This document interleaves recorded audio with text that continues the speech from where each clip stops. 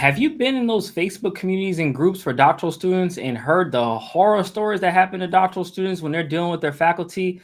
And as a student, have you ever wondered about what happens behind the scenes for faculty and how sometimes the politics of the university, of your program, how those all play out and impact your dissertation process? If so, in this video, I'm going to share with you how the politics of the dissertation process can negatively impact you and what you can do to navigate this successfully.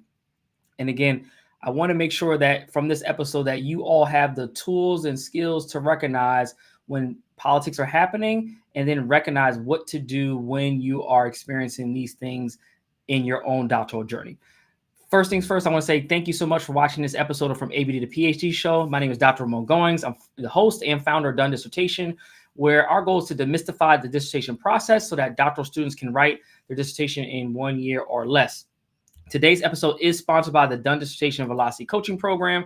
It is a hands-on coaching experience designed to get you to the finish line. So if you're someone who's looking for more support to get to the end result of earning your doctorate, make sure that you reach out to us and you can learn more and schedule a complimentary consultation at www.velocitydissertation.com, or you can scan the QR code that is here on your screen.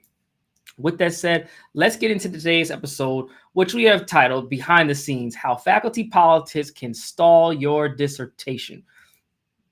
Look, as much as we want to avoid it, there are politics at play all the time. And so at this point, let's just be mindful of what those are and let's figure out how to navigate them.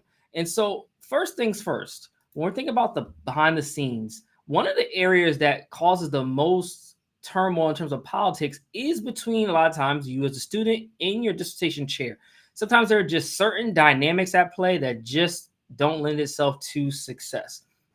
And I've seen this happen in a number of ways. I'm going to give an example from what a student said that resonated with me at the time. And so the student was working on a dissertation. They put together a pretty robust study that was building off their previous work. They presented it to their chair. The chair was like, cool, I'm on board. Then about a week or two later, the chair comes back and was like, oh, I had a conversation with someone so-and-so. I'm not really on board with anymore. We need to scrap all of this. And the student came back to us and said, you know what? I want to be coachable, but I'm not a doormat. And that resonated because I'm just like, wow, like that's a way to put it. It's like, I know as a student, sometimes you're trying to figure out, like, I can't let faculty run all over me, but also too, I got to be coachable in this process.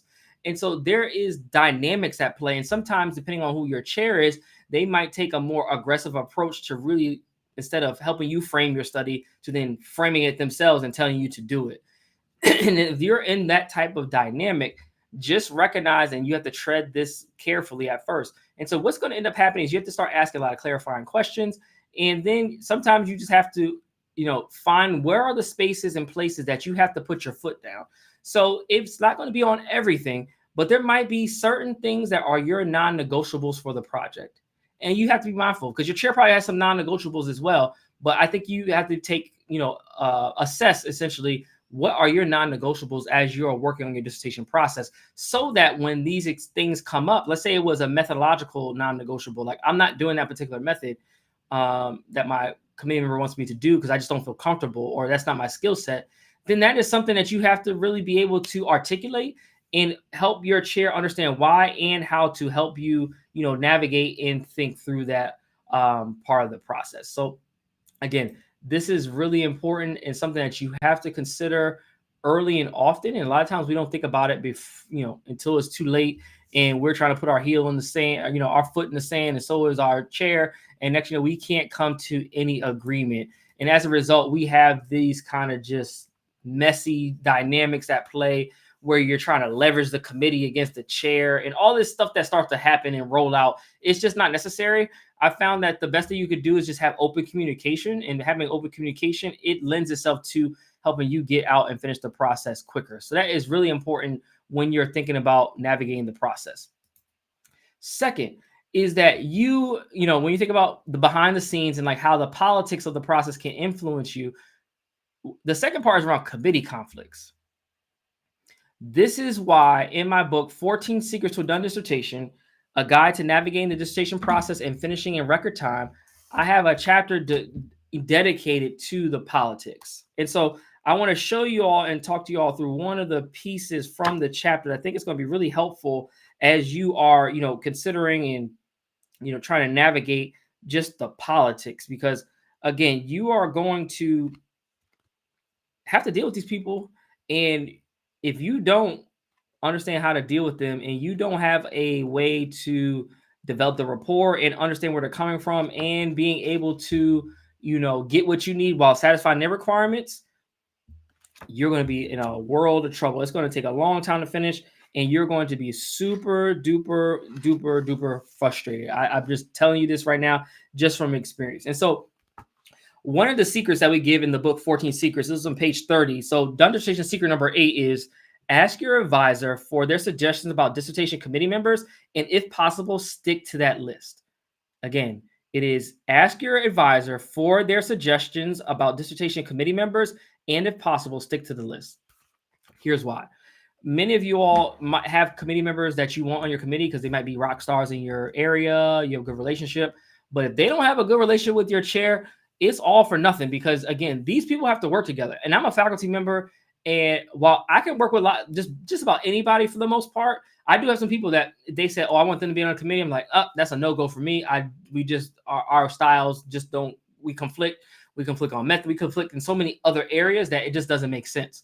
But as a student, when you're trying to select committee members that you want, and you don't run it past your chair, it's not a good look, because we want to help you as the chair get out of this process. So we're only going to tell you folks to have on the committee that we could work with. And this doesn't mean that you have to just do what the chair tells you to do. This is where you as a student can take a little bit more ownership and come to them with a list. Here's my list of committee members and why I want them. What are your thoughts? This is something in our curriculum, in our velocity coaching program. We give like a template on how to actually put this document together that you give to your chair when you're talking about committee members. Because I think this is something that's so important, but something we sometimes just don't think about until it's too late. So when you do that and you give your chair the list, now they have something to choose from. Now you think about it, it's just like when you were a kid, and I do this with my daughter, right? My wife we do this with our daughter, right? Is that she wants choice in things. So fine, we'll give you choice. But what we're going to do is curate the choices. And so let's say, for instance, she wants to choose her clothes for school. What we'll do is give her 2 options. She makes the choice ultimately, but we gave her the options. This is the same thought process that I want you to apply to committee member selection to avoid the politics. So what you're going to do is put your list together and why you want these people, present it to your chair, let your chair work through your list.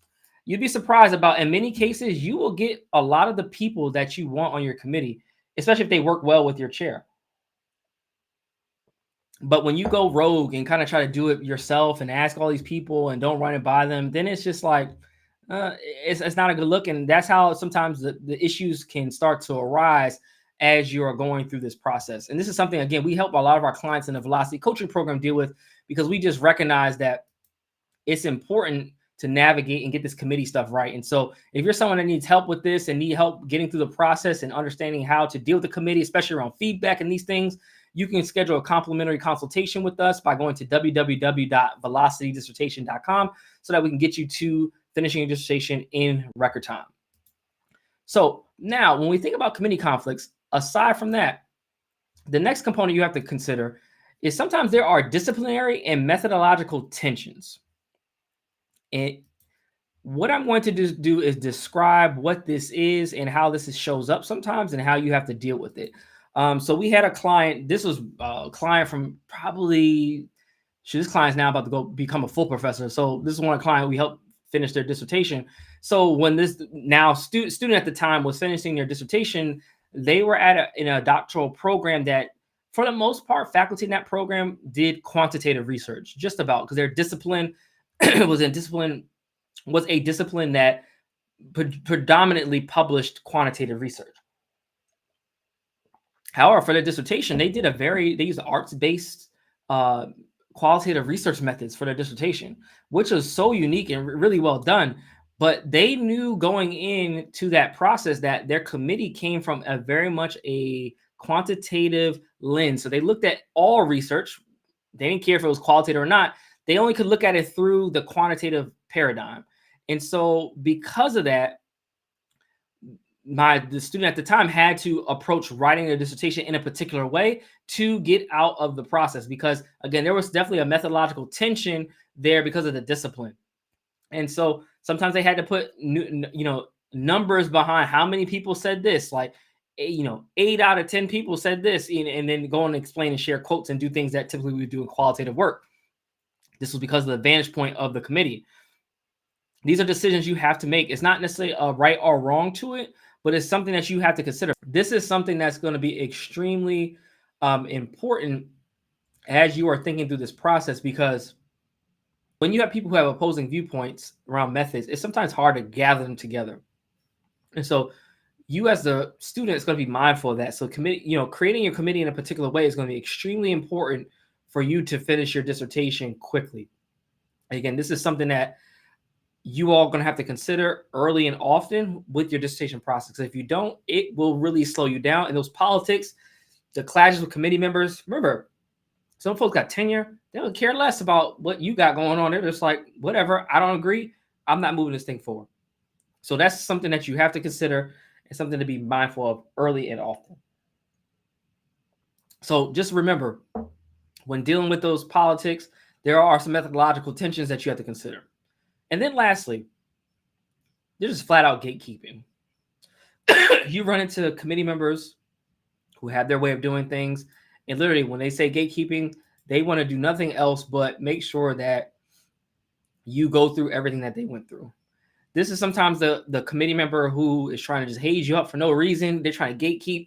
They're doing all these things that feels like sabotaging your work simply because they went through that. And I would say in higher education, there are a lot of faculty who are hurting students. And what I'm doing now in my new book around chairing doctoral students, for this book is going to be for faculty, is kind of talking through that, because I think there's some processing as faculty needs to happen. But as a student, you need to recognize when you're experiencing these gatekeeping tactics. So it could be something simple as, oh, before you leave your program, I want you to publish a paper. The thing is that a requirement? You look around, it's not a requirement, but your chair wants you to do this or else they're not going to sign off. Those things are like gatekeeping tactics because they went through them. So these are things to consider and be mindful of as you're going through the process, because you don't want that to happen to you, but it happens all of the time. So I just want you to be aware of these things, because gatekeeping is a real situation. It's going to happen. And this is one aspect of the politics that will hold you up from getting done with your dissertation. So with that said, if you're someone that's looking for support with dealing with the committee and getting through this process, I would invite you to apply to work with us in our Velocity coaching program, where we give you the support, the infrastructure on how to create a committee where you're not dealing with these politics, how to navigate these politics if you already have a committee in place, and how to get through it so that you don't have any damage to you in your process. If you're looking for that support, you want to be in a community of like-minded scholars, I'd invite you to apply to work with us. You can schedule a complimentary consultation at www.velocitydissertation.com, or you can scan a QR code that is here on your screen. And before we wrap up today's episode, you could do me one big favor. If you're watching this on YouTube, hit the subscribe button, because we found that over 90% of people who watch our content on YouTube are not subscribers. And we're on a goal at the time of this recording to reach 1,000 subscribers. We're around the 830-ish range at the time of this recording. So I would really love if you could help push us to the next level so we can reach our 1,000 by the end of this year. But with that said, if you're watching us on LinkedIn or Facebook, make sure you hit the follow button. Make sure you stay connected with us. I'd love to hear from you. If you have questions, things resonate, let me know in the comments. And again, I just want to say thank you so much for watching this episode of From ABD to PhD Show. I'm your host, Dr. Mo Goings, founder of Done Dissertation. And until next time, I wish you all a done dissertation.